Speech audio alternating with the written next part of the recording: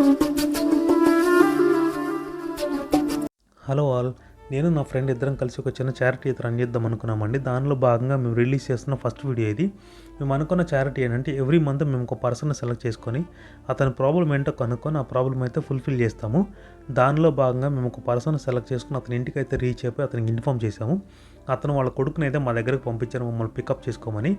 అతన్ని ఫాలో చేసి అతని ఇంటికి అయితే వెళ్ళాము. చూస్తున్నారు కదా, ఇతను క్యాన్సర్ పేషెంట్ అనమాట. క్యాన్సర్ 4th స్టేజ్తో బాధపడుతున్నారు. మేము డాక్టర్తో కూడా కన్ఫర్మ్ చేసుకున్నాము. అతను చెప్పారు మా డాక్టర్, ఇతను క్యాన్సర్ 4th స్టేజ్తో ఉన్నారు, ఎనీ టైం చనిపోతారని. సో ఇతను అడిగాము, ఇతను ఏం కావాలని అడిగితే అతను మెడిసిన్, కొన్ని గ్రోసరీస్ కావాలని అడిగారు.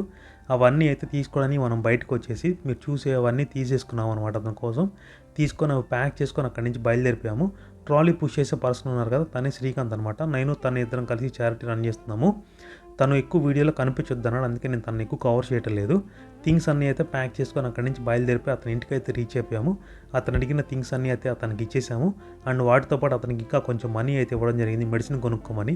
యాక్చువల్లీ మనం చేసింది ఇక్కడ చాలా చిన్న హెల్పే, కానీ అతను ఆ చిన్న హెల్ప్కి చాలా హ్యాపీ ఫీల్ అయ్యారండి.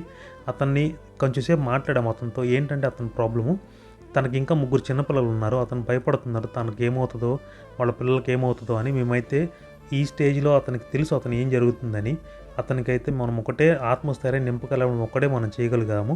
అదైతే మేము అతనికి 100% ఆత్మస్థైర్యాన్ని అయితే ఇచ్చాము. మేము బయటకు వచ్చేటప్పుడు అయితే తను హ్యాపీగా, చాలా హ్యాపీ ఫీల్ అయ్యారండి. బయటకు వచ్చేటప్పుడు చెప్పాము, మేమైతే మీ పిల్లలకు ఉన్నాం, మీరేం వరీ అవ్వద్దని చెప్పాము.